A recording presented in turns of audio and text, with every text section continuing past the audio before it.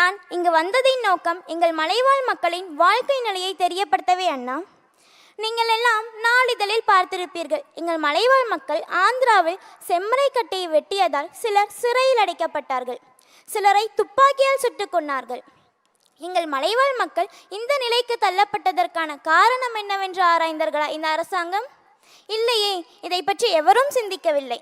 இது மட்டுமில்லாமல் சாராயம் காய்ச்சி சிலர் விற்கிறார்கள், அதை குடித்து பலர் இறந்து போகிறார்கள். அதை பற்றும் இந்த அரசு கண்டுகொள்வதில்லை. மாறாக என் மலையில் உள்ள பல கிராமங்களில் டாஸ்மாக் கடைகளை அதிகப்படுத்தியுள்ளது இந்த அரசு. எங்கள் மலைவாழ் மக்கள் இது போன்ற தீய விஷயங்களில் ஈடுபடுவதற்கான காரணம் என்னவென்று ஆராய்ந்தார்களா? எங்கள் மலைவாழ் மக்கள் அனைவருமே தினக்கூலி விவசாயிகள். அவர்களுக்கு போதிய வருமானம் கிடைப்பதில்லை. அண்ணா, நீங்களே சொல்லுங்களேன், இந்த அரசு விற்கும் 50 கிலோ உரத்தின் விலை 1500 ரூபாய். அந்த உரத்தில் விளைச்சல் செய்து கொடுக்கும் விவசாயின் 30 கிலோ தக்காளியின் விலை வெறும் 150 ரூபாய் தான். இப்படி மதிப்பில்லாமல் போயிடுச்சு எங்களின் விவசாயிங்க இனம். எங்கள் விவசாயிகள் அதிகமாக பயிரிடுவது மரவள்ளி கிழங்கு தான்.